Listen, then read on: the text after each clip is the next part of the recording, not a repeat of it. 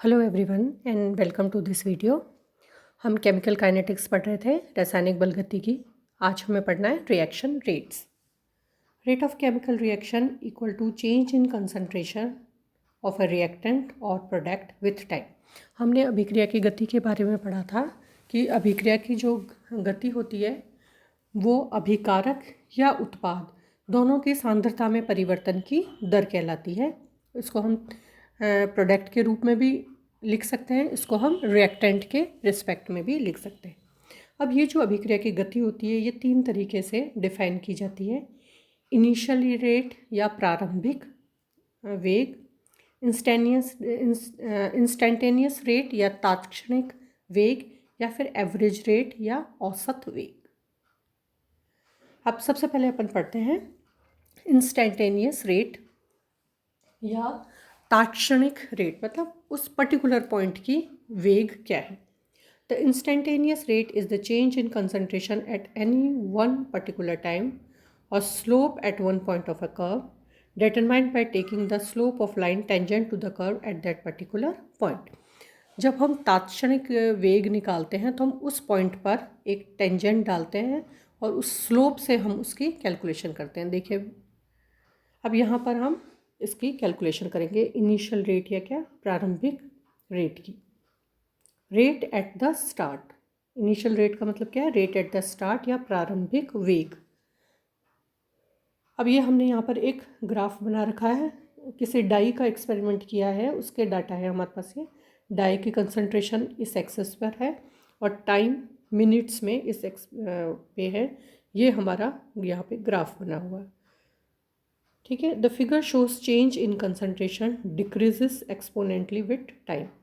ये जो फिगर है ये हमारा किस चीज़ को बता रहा है, ये सांद्रता में परिवर्तन की दर को बता रहा है और इसमें ये बता रहे हैं कि सांद्रता लगातार इसकी कम हो रही है।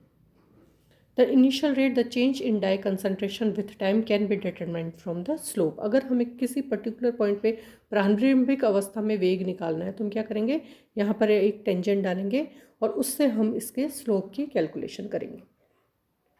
किस तरीके से, देखिए ये इन्होंने निकाला है, माइनस साइन लगाया है। माइनस साइन क्यों लगाया, क्योंकि आपको कर्व में नज़र आ रहा है ये कंसंट्रेशन लगातार कम हो रही है। Change in concentration of dye divided by time. अब चेंज ऑफ कंसंट्रेशन और डाई की हमने वैल्यूज़ रख ली और टाइम कितना चेंज हुआ है, स्टार्टिंग का टाइम है अपना वो हमने डाल लिया और ये इससे हमने इसकी रेट कैलकुलेट कर ली। तो ये हमारी जो रेट आई, ये जो हमारा वेग आया, ये कौन सा आया, स्टार्टिंग का प्रारंभिक वेग।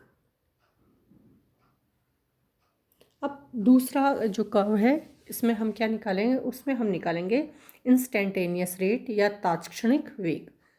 मैंने आपको बताया था इंस्टेंटेनियस रेट का क्या मतलब था, किसी पर्टिकुलर पॉइंट पे निकाले जाने वाला वेग। अब रिएक्शन हमारे पास क्या है, hydrogen plus iodine gives twice of HI। Gaseous अवस्था में ये अभिक्रिया पूरी हो रही है।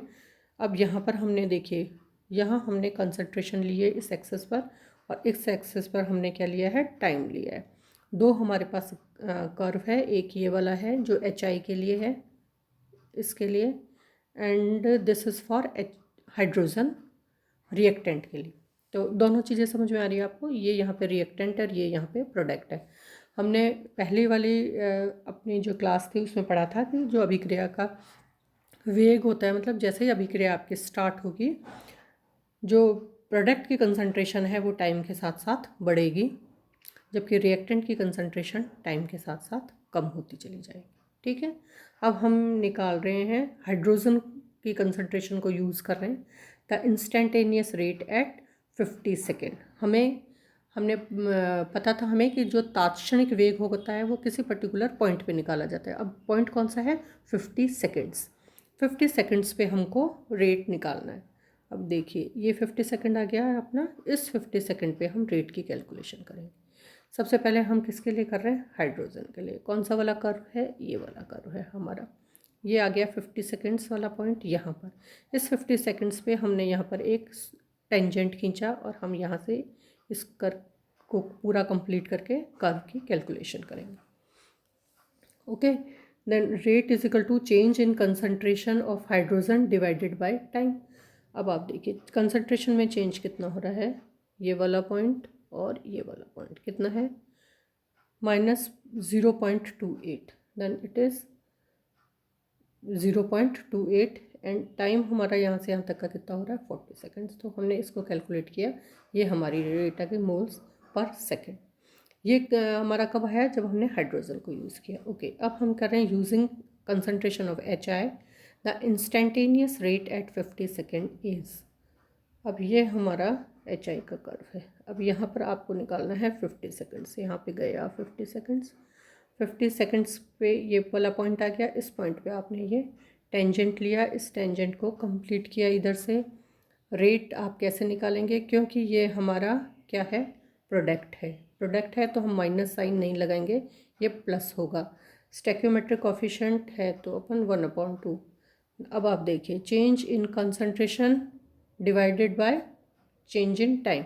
Change in concentration in case of HI देख रहे हैं हम, तो ये वाला हो गया यहाँ से लेकर के यहाँ तक 0.56 मोल्स एंड टाइम इज़ हमारा हो गया यहाँ से ये वाला डिफरेंस, ये वाला स्केल होगा टाइम का हमारा, then it is divided by 40 seconds. Calculate करेंगे ये आ जाएगी हमारी रेट। तो जब हम ग्राफ के अकॉर्डिंग ग्राफ से हम इन चीज़ों को कैलकुलेट कर सकते हैं। और अगर हमें प्रारंभिक रेट निकालनी होगी तो कहाँ से निकालेंगे, इस वाले पॉइंट से और यहाँ पे इस वाले पॉइंट से, जैसा कि अपने अभी पिछली वाली अपनी स्लाइड में देखा था। तीसरी तरह की जो रेट होती है वो क्या कहलाती है, एवरेज रेट या औसत वेग। औसत वेग क्या है, the average rate is the change in measured concentration in any particular time period. तो ज़्यादातर जो हम अभिक्रियाओं के लिए कैलकुलेशन करते हैं वो हमारा क्या होता है, औसत वेग होता है। कैन बी ओवर लार्ज और स्मॉल टाइम इंटरवल। इसको हम किसी भी 1 से लेकर के 10 मिनट तक के लिए या 10 से लेकर के 50 मिनट तक के लिए या किसी भी तरीके से हम इसको कैलकुलेट कर सकते हैं। Next there are 5 factors that influence the speed और रेट ऑफ अ रिएक्शन। किसी भी अभिक्रिया की गति को 5 फैक्टर होते हैं मेनली जो कि प्रभावित करते हैं। कौन कौन से फैक्टर होते हैं, नेचर ऑफ द रिएक्टेंट्स और टेंडेंसी टू चेंज, कि जो अभिकारक हम यूज़ कर रहे हैं वो अभिकारक किस तरीके से है। मान लीजिए अभिकारक हमारे आयोनिक फॉर्म में, तो अभिक्रिया की गति क्या होगी, बहुत तेज़ हो जाएगी। जो आयोनिक रिएक्शंस होती है उनकी स्पीड बहुत ही फास्ट होती है। अपन ने देखते हैं लैब में जब AgNO3 में अपन NaCl डालेंगे, AgCl का प्रेसिपिटेट तुरंत बन जाएगा। Ability of reactants to make contact, और दूसरी बात है कि रिएक्टेंट्स में कांटेक्ट में आने की एबिलिटी कितनी है, क्योंकि जब तक वो एक दूसरे के साथ कांटेक्ट में नहीं आएंगे तब तक उनमें अभिक्रिया नहीं हो पाएगी। इसलिए हम क्या कहते हैं कि जो पाउडर फॉर्म में अगर रिएक्टेंट है तो वो तेज़ी से अभिक्रिया करेगा क्योंकि उसका सरफेस एरिया बढ़ जाएगा और वो कांटेक्ट में तेज़ी से आएगा। नेक्स्ट फैक्टर है टेम्परेचर। टेम्परेचर पर अभिक्रिया की गति बहुत ज़्यादा निर्भर करती है। अगर टेम्परेचर ज़्यादा होगा तो अभिक्रिया की गति भी ज़्यादा हो जाएगी। कैटलिस्ट, अगर कैटलिस्ट प्रमोटर्स हैं तो जब वो अभिक्रिया की गति को बढ़ा देंगे। कंसंट्रेशन अगर इंक्रीज़ होगी तो अभिक्रिया की गति भी इंक्रीज़ हो जाएगी। अपन ने पढ़ा है ये तो गुलबर्ग और बागे के नियम में कि किसी भी अभिक्रिया की गति अभिकारकों के सक्रिय द्रव्यमान के गुणनफल के समानुपाती होती है।